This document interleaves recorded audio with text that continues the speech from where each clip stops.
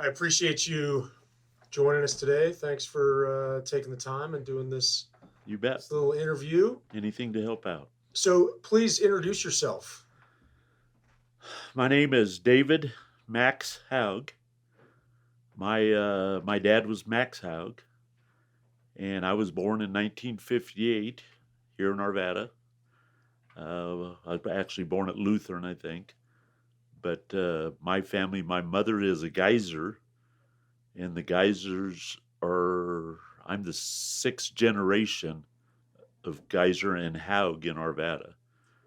Uh, My dad came off the plains of Colorado, out in Genoa, Colorado, out by Lyman, and I think he was 14 when they come to town. My granddad let go.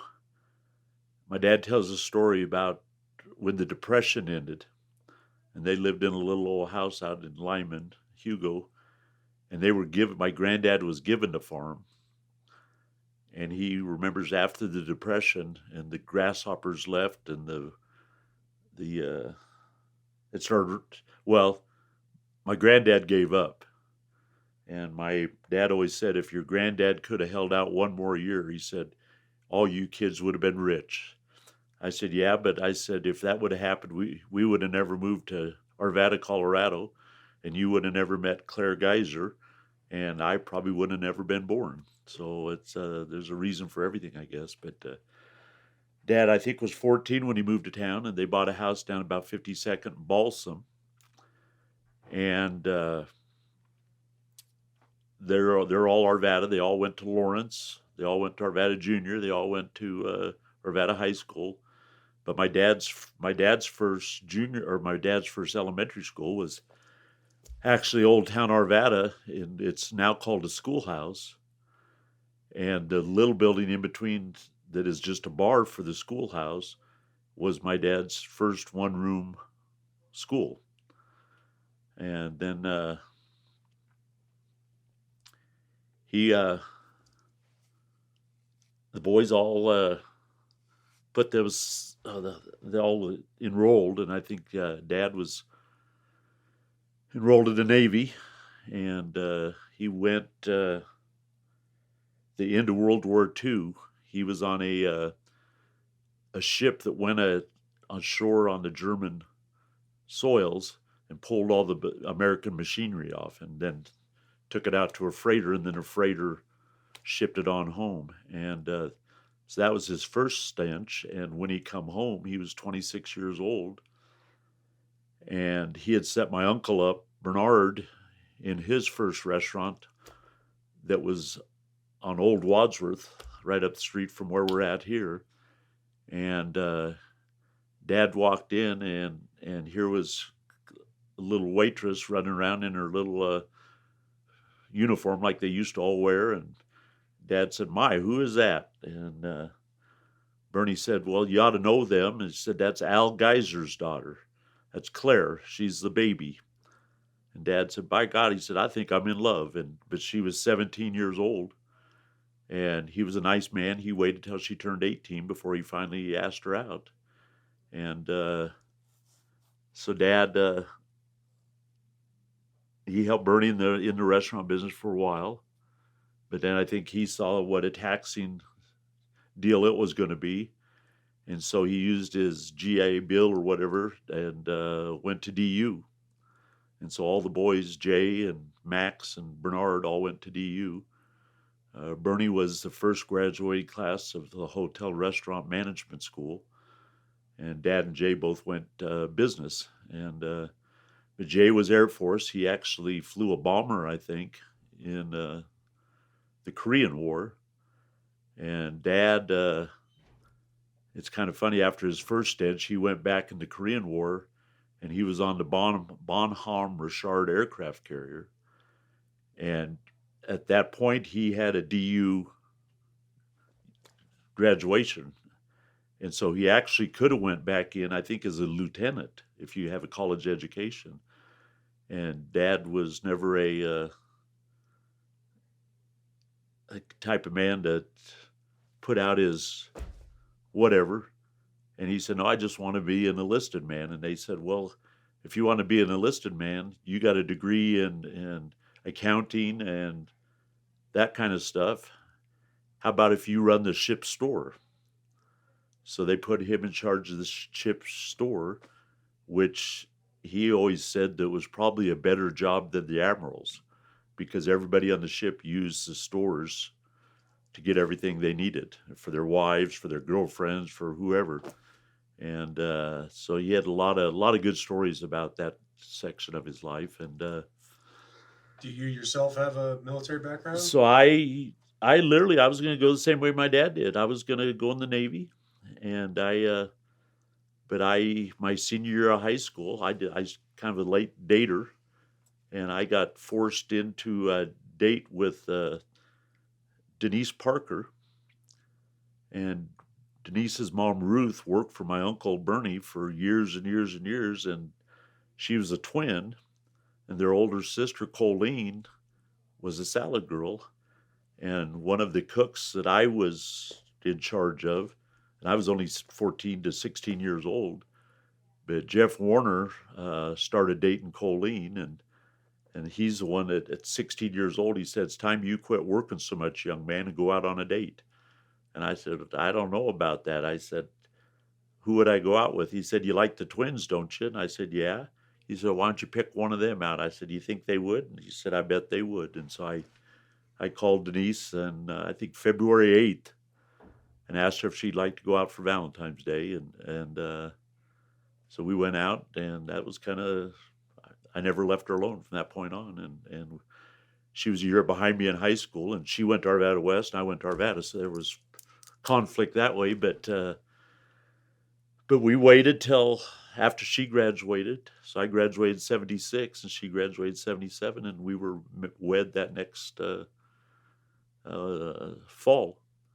And I'd started working at such a young age, I had a pretty good chunk of money. So when I planned the honeymoon, I planned a good one. You know, most kids back then, if you went down on I-70 on Kipling and rented a room, that was a pretty good honeymoon. And or if you went up to Dillon or Vail, that was really a honeymoon. But we went to Honolulu for a week, and we went to Maui down in Wailea, which now Wailea rooms are $1,000 a night, and it's the most valuable property in all of the islands. And so I felt real fortunate, to be able to afford that. And I think the whole 2-week vacation cost $5,000, and now that same vacation would probably be $50,000. And so it's amazing to see how times go. And we did good. And I got out of the restaurant business because I wanted to be a faithful husband. And I knew being in a restaurant business, it took too much time. And so I became an electrician for Esser and Luth Electric over in Lakewood. And they did my dad's he built about 100 houses here in town. And he had the oldest broker's license in Arvada. Community man, he started the Arvada Historical Society. He was big in the Jefferson County Historical Society. My parents all of them went through high school, or elementary, junior high, and high school. And so we're an old time family. But actually, my mother's side, her dad was a big farmer here in town, and he farmed from the top of Sims all the way to 72nd, where the Four Seas Church is. That was all his property that he farmed, and they let go of that. He moved to over to 62nd and Lamar over here, and they had another farm there. But then him and his brother owned 10 acres they owned all the ground from 38th to 44th, all along Wadsworth, and they were celery farmers. Which is a lost art. It's called Pascal celery. It's where they dig the celery up at a young age, and they actually roll it in newspaper and then rebury it. And by doing that, it bleaches the celery out, and it becomes real tender and flavorful. And it's a big Italian delicacy, and it's kind of a lost art, I think. I don't know, but my grandmother's mostly Norwegian, a great cook. She was on Teller Street here in Arvada, just right down the street, and virtually my dad owned about half of that street, and Doc he was a dentist. He owned that big mansion over on Teller, and then all the rentals behind that. And then his medical building was across the way, and so he owned the first half of Teller, and my dad owned the rest of it. And my grandparents were there, and my granddad was an old winemaker. He had cherry trees all along his back porch, and we'd have a cherry picking day. And great people, like I said, they're Germans, Norwegians, great cooks, and I guess that's where the cooking come from. And but just a great family. The Geisers and the Haugs, they've been wonderful people, all business people, all helped build Arvada. And any other questions? What other question do you have? You left the electrical field. Yeah. Have you since retired? Is that? I got out of the electrical business and got back in the restaurant business. And it was because, well, no, I got my real estate license. But we were doing a 7-Eleven over on 52nd Ward Road, I think. And we were remodeling to make it a real estate office. And sitting there on a cement floor, and up pulls this Mercedes Benz. And this guy gets out in a 3-piece suit and walks in. And he wanted to talk to Don, the master on the job. And when Don come walking out, he said, "Now there's the life." I said, "What's that?" He said, "A real estate man." I said, "What's so nice about that?" He said, "You ever known a poor real estate man?" I said, "No." He said, "You ever known one?" I said, "My dad's Max Haug." So Dad actually did book work too, and he kept books for probably 4 of the biggest construction companies in town here. Arvada Drywall, which they're still in business. Arvada Hardwood Floors, I think they're still in business. Escher Luth Electric, and I forget who else, but so Don, he slapped me across the forehead. He said, "Let me tell you how dumb you are, kid." And I said, "What's that?" He said, "I want you," it was a Friday, he said, "I want you to go back to the shop tonight and tell Red and Wayne Luth that you're quitting and going to work for your dad." And so that's exactly what I did. But I should have kept working electrical and got my real estate license, but I just jumped all in and went to school, went back to Red Rocks and got my real estate license. And but that's back in the early 80s when the market crashed, and all of a sudden it went from 10 pages of houses in the paper to about a column about that big. And I asked my dad, I said, "What do I do now?" He said, "You're going to have to do something I never did." He said, "Go out and knock on doors." I said, "I'm not a door knocker." And that's when I, instead of starving to death, I went to work for the Trail Dust Steakhouses, which there's 3 of them in Colorado and 3 in Texas. And I went up there just flipping steaks at first, and then I took over the meat rooms and cut meat for all 3 restaurants. And then I was making more money than the managers because I was working 70 hours a week. And the owners, they made me, I said, "I want to make the same kind of money." And they said, "Well, you can't make more than the managers." I said, "Well, then make me a manager and I'll train somebody else to cut meat." And so that's pretty well, then I went into management. But then management, it did exactly to me what I knew it would. I was working all the time, late at night. We didn't open till 4, and it was usually 12 before I left there. And so my little wife, worked at Jolly Rancher that used to be out on Ward Road, and she was sitting home alone, so she started working Jolly Rancher during the day, and she worked for Hancock Fabrics at night. And she was the perfect woman. She could cook, she could sew, and we bought a house together at a young age, and 4 rentals we bought, through when I had my real estate license. So we were off and running in life, but we just grew apart, and we split up, and I'm still great friends with her.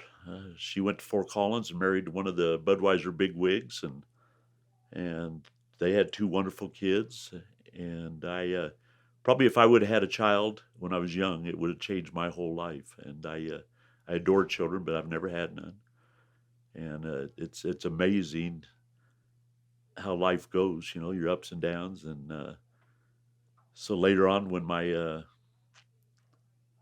dad started going downhill, and I took care of him for the last 10 years of his life. And the last 5 years, I never left his side for more than 20 minutes a day.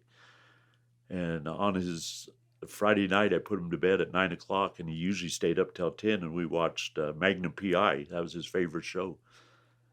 And at 9 o'clock on like January the whatever, he said, I'm going to bed. I said, you're not going to bed. I said, Tom Selleck's on. I said, you like that show? He said, I do like that show, but I'm tired, David.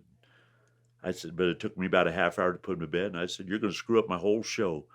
But I followed him in and put him to bed. And about 4:30 in the morning, my mom yelled down at me. She said, you better get up here and help your dad. He's half in and half out of bed. And I went up, and he was ice cold, and I got him on the floor, called 911. And I knew how to do CPR, but I'd never done it before. But I was doing CPR, my dad, and trying to talk to the fire station on Ward Road. They were there in about 5 minutes, and this little blonde firefighter walks in. She pushed me off. She said, you've done your share, now let me do mine. And I just, I said, please save my dad. Because at that point, he was my best friend, and my only friend, really, because I spent so much time with him. And at about 4:30, she came out and said, he's gone. And I called my sisters, and they didn't believe it. How come we didn't know about this? I said, because you never come to see your father. And that's the kind of girls they are. I don't think they wanted to face the fact that their father was dying. And it was easier to put the burden on me. And I took it out to the very end. And so Dad, at the very last minute, he said, I want you to go to Maui, young man. I said, what for? He said, you like it there? I said, what's not to like? And he said, go to Maui and find you an island girl and have me a grandson to carry on the family name. And I said, I think I was 58 years old or something. I said, I'm a little old. He said, you're not too old. He said, just get her done. And he died they said he probably died a little after 1 o'clock or something. So he was probably dead for 4 hours by the time I got up there. He was ice cold. But I thought I killed him by crushing his chest. And the next day I went to the fire department. And I asked the little paramedic, I said, did I kill my father? She said, David, she said, I cried. You were doing it right. She said, if you don't crack chest bones, you're not doing it right. And she said, you did everything you could, and I did everything I could. And said he was a good man, and he's gone. And so we buried him about the middle of January. And our whole family's at Arvada Cemetery up the top of Independence, and we're all kind of grouped up there together. And it was a cold winter day. It was one of them.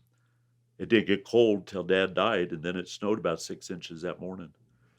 And as he was cremated, and as he was being put in the ground down on the ball fields, which is Stinger Fields, which old man Stinger owned the First National Bank in town here. He started the bank and was a rich man, and he donated all them ball fields out there to the kids of Arvada. That's the kind of man he was. And we were sitting there, and all of a sudden there was the sun started shining, and there was probably 300 geese got up off the ball fields, and they got up honking and hollering, and they circled us clear around and just flew off into towards the mountains.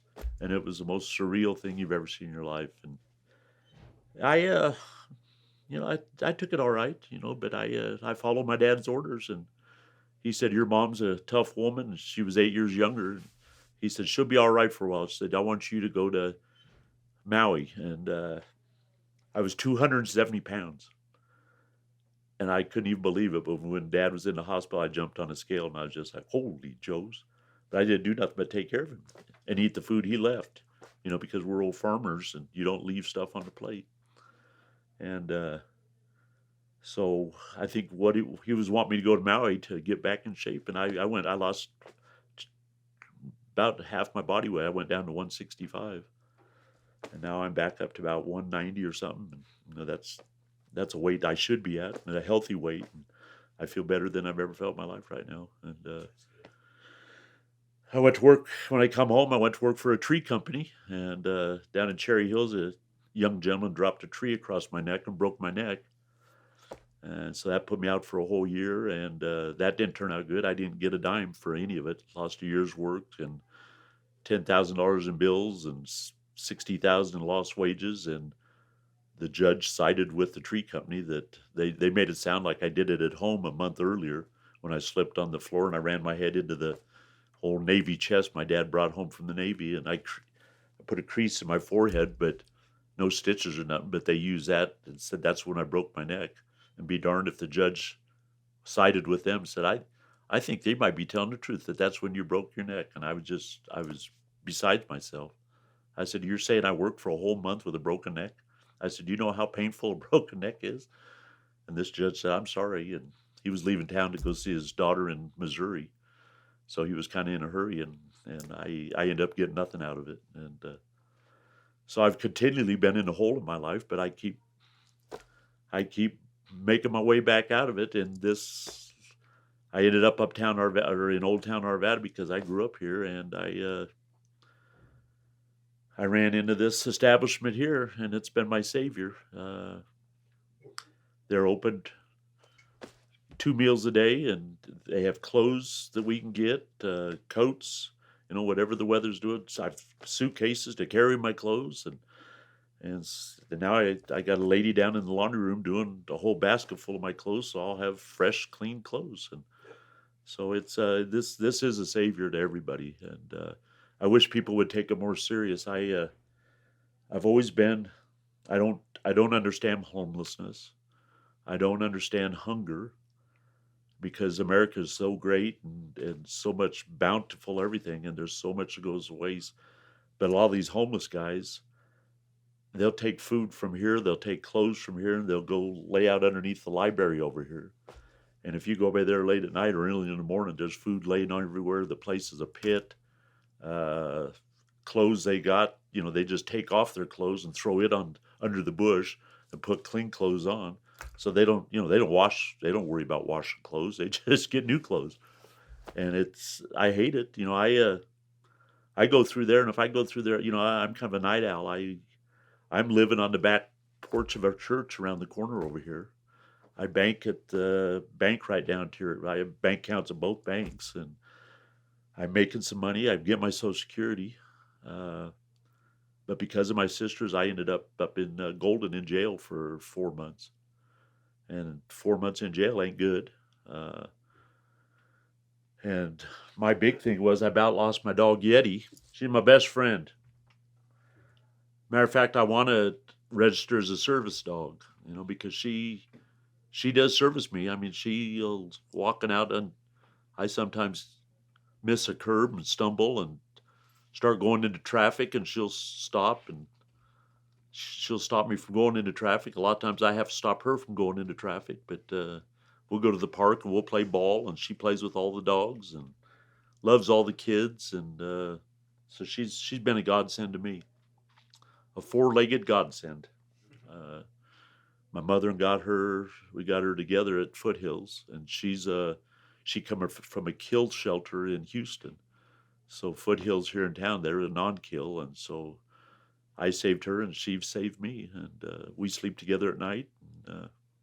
How long have you been homeless? Uh, What was the circumstance that led to that? well, I was living. We had a house up off of 65th and Oak, and the last house my dad and I built 40 years ago. And when I come home from Maui to take care of my mom and help her out, life was going good. But then the girls took her and stuck her in a nursing home, and it's against the law for me to even see my mother because I'm not registered as a guest. So my mom's going to turn 87, I think, this month, October, and legally I can't even see my mother. The house itself, when I was in jail, they took all my stuff out of the house and piled it in the driveway in like April and May, and I probably had $20,000-$30,000 worth of stuff, and they just out in the rain. And when I got out of jail, I called a friend of mine, and he's a painter here in town, and he said, "You better get home. Your sisters have been busy." I said, "What they been doing?" He said, "Your stuff." And I come home, and here was my stuff most of it's water soaked and most of it ruined. And he helped me salvage a pretty good, I got a storage unit out west of town here, which I need to go pay because I owe money on it. And but the gal there, when I was in jail, I thought I lost it all. And she said, when I showed back up, she said, "I knew you'd be back." She said, "I wouldn't cut the lock and I wouldn't close your unit out.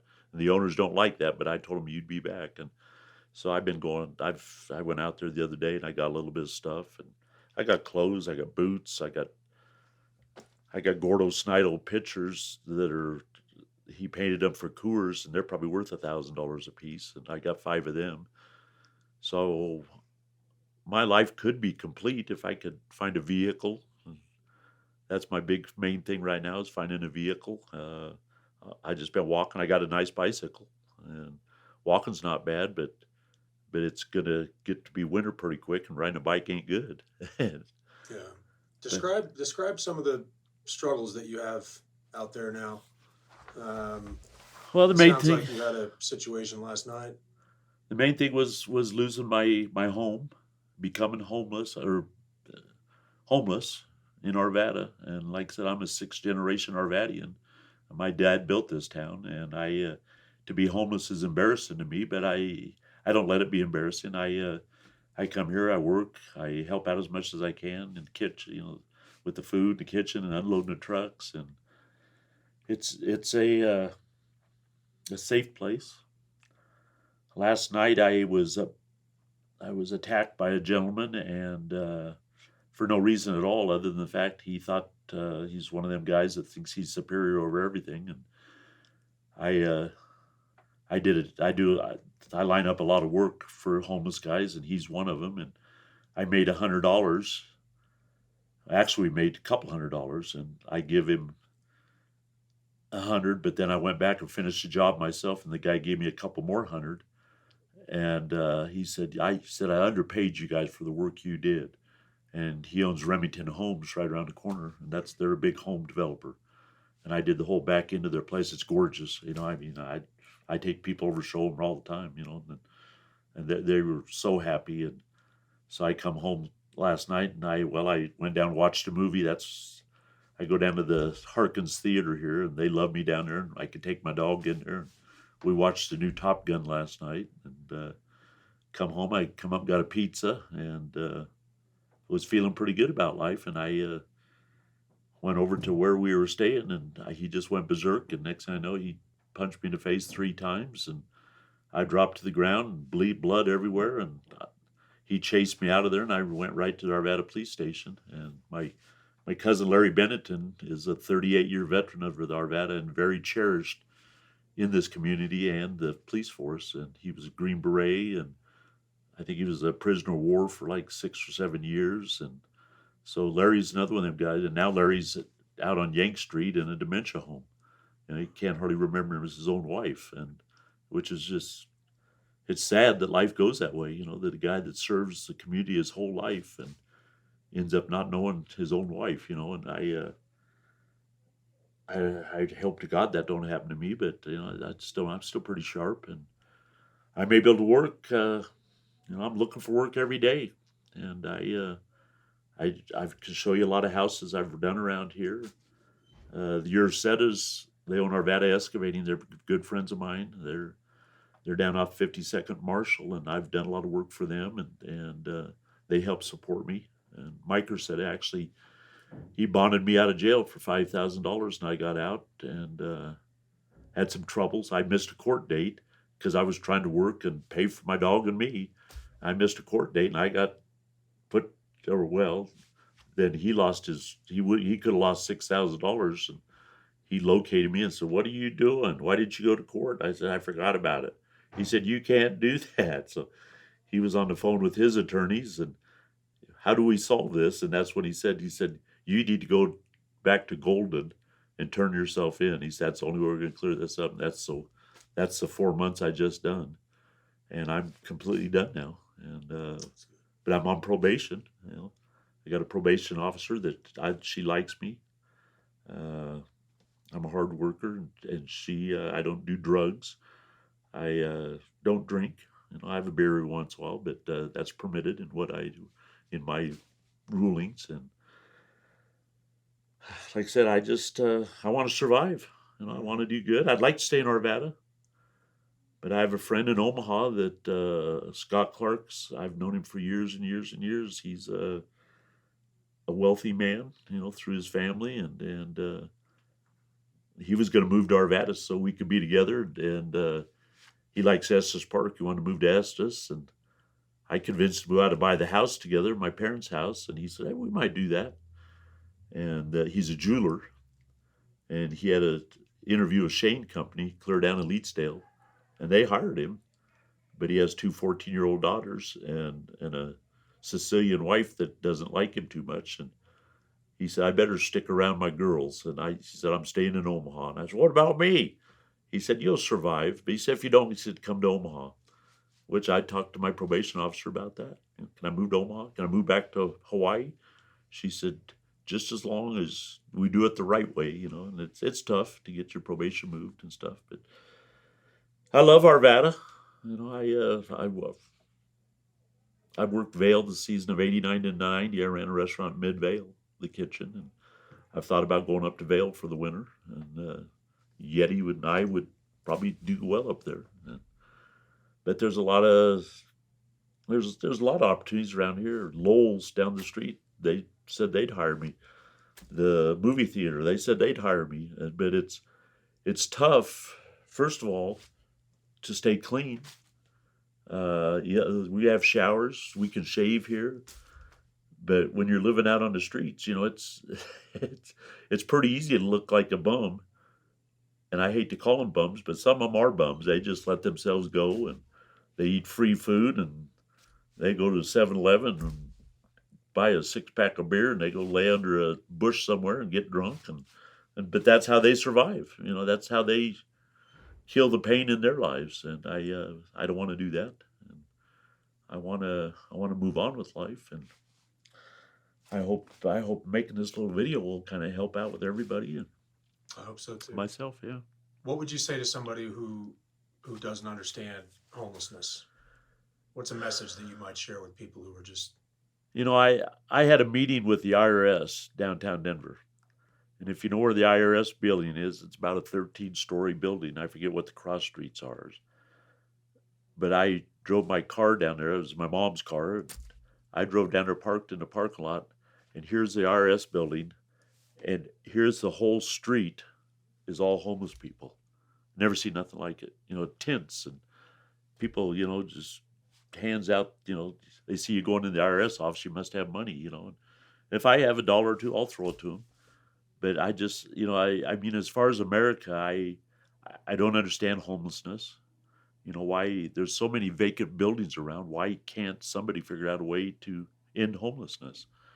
Arvada has become a homeless community.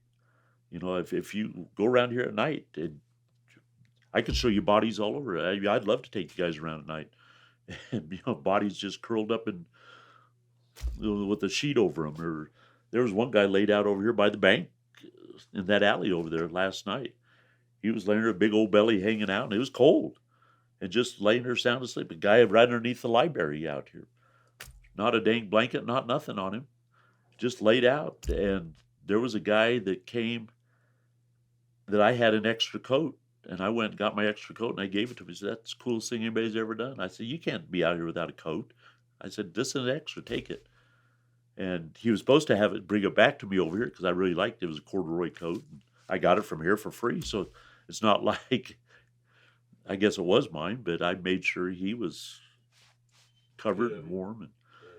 And so that's what I think about homelessness. Why in America is the homelessness? Well, why is there starving people? I think it's just a fact that the U.S. government or the Colorado government or whoever, I think they look past homelessness and with all the brains in America, why isn't that something that they can solve? It used to be there was an old Lowell's up at 92nd and Wadsworth, and that store honestly sat vacant for probably 5 years. And I thought, why don't they make that a homeless shelter? There's bathrooms in there. I become homeless out in Santa Cruz, California. And one thing about that was at least, you weren't going to freeze to death at night. But it got cold during the rainy season. And there was they fed lunch or breakfast and lunch. And they had actually a dinner, a late lunch or almost a dinner. And they had Greyhound buses that would come down at 6 o'clock at night, 6 to 7, and they'd haul about 300 people up the hill to a vacant gymnasium. and it was stacked full of the green mats, from whatever army or whoever, and that probably had 300 mats, and you got your mat and you took it over. There was showers, there's bathrooms, and it was a cool little deal, So you could eat 2 meals a day and have a place to sleep at night, and in the morning the bus would pull up and it'd take you right back down to where the homeless shelter was. But it's not like being in Denver. I mean, when you got freezing cold weather, that's a whole different thing. I was homeless in Maui, but it's 75, 85 year round, and there's fresh fruit everywhere. And if you want a chicken, you just chase one down and wring its neck and fry them, and so there's food available. But they have a good homeless program, and they're out there. But when you're homeless, a lot of times you don't know where to look. And I think if anybody get anything out of this video is come on, people, let's work together and try to end it all, because it's not a good thing. And when I was not homeless and I saw pictures of homeless people downtown Denver that in the middle of 20 below zero were laying on manhole covers in the middle of the street just to stay warm and not freeze to death, and buses and trucks and everything was going right by them, and then people were just to survive, and that's what it took to survive. And I thought there has to be a better system, and I don't know why the government ain't smart enough to do it. I mean, as much food that is wasted, I know that there's so much food wasted in this country, so many clothes. I mean,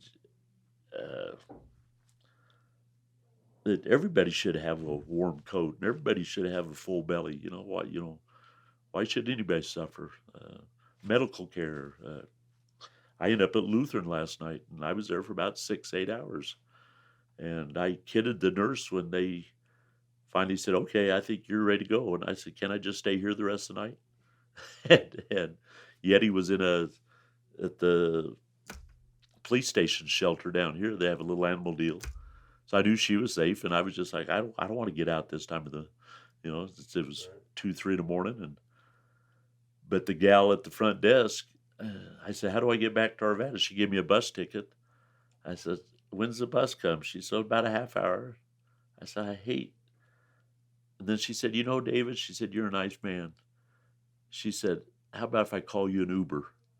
I said, "You're going to Uber me?" She said, "It's going to take a minute because I haven't done it in a long time." And so, but she did an Uber for me. And this guy from Pakistan or wherever he was from picks me up. He said, where can you go, young man?" I said, "Just take me back to Arvada." I said, "I want to go to the police station and get my dog." And the guys, they love me down there. Like I say, Larry Bennington's a 38-year veteran. And, that we just had a police officer killed in this town. And a young gentleman, 26, 25 years old or something. And, which was a sad deal. But these guys, they took care of me last night. They called an ambulance and got me there and got me fixed up. And I don't feel bad. I'm ready to go back to work. I already got some ideas for when it does snow. I got 2 or 3 guys that'll help shovel snow. And all of downtown Arvada is a lot of senior citizens, and they've owned the houses for years. And so there's a lot of sidewalks need shoveled. And, my big deal is you want repeat business. You don't want to screw them, so, if it's a little sidewalk, you do it for $10 and say, "I'll do it next time too," then you have a list. Every time it snows, you just go do it. Yeah. And, we got plenty of snow for that, right? Oh yeah. I've seen winters in this town that we don't get our first snowfall till the end of January even. But then usually them kind of winters, when it does start snowing, that's when you get your 3-foot snows and, ones that paralyze the whole town. And them are the times that the homeless people really, which, we just did a foul weather sign-up deal, but you have to get signed up for it. And so we get shelter, if and I have a card, a picture ID that I just got to show that. And there's like 3, I guess, there are churches around that open up for the homeless. And so, yeah, I don't think I'm going to freeze to death. And This Mission Arvada is one of those churches Yeah. that does that. Well, Yeah. they were last year, I'm pretty sure. Were they? Yeah. Well, they hadn't decided yet. Yeah. You know, it's something they have to decide. But it takes people to run them too. You know, they have to have volunteers to be in here with the people. You know, make sure there's no fighting. Make sure and make sure everybody's taken care of. And I volunteered. You know, like I said, I'm on about everybody's list to help out in the kitchen, and I do. You know, I carried in food today. We got enough food for the next week now, and it's all donated through food banks. And I think a lot of this stuff come from even grocery stores, Sam's Club, Costco. You know, they just broken cases and stuff like that. And Yeah, it's Food Bank of the Rockies. yeah, and Food Bank of the other Rockies. Yeah. donations. Yep. So Thanks for helping. you bet. You bet. Listen, thank you for your time. I appreciate you sharing this story. I think there was a lot of powerful messages in this video. I'd like there to be, you know. And I hope if my sisters see this, I hope they realize what they've done to their brother. Mm-hmm. And my one sister, she works at an elementary school. She's a secretary, and my other sister's retired, and they're both in houses that pretty much my dad both put them in. And of course, they're all employed, and my older sister, she's getting her retirement. Her husband's a truck driver, so he's a Teamster, so he's getting his retirement. And like I say, they're in $1 million house my dad built for them, and I think they paid like $60,000. They paid for the building cost, but that's been a lot of years ago, and I know it's $1 million house now. You know, so there's a difference in ways things go. I sure thank you guys for the opportunity.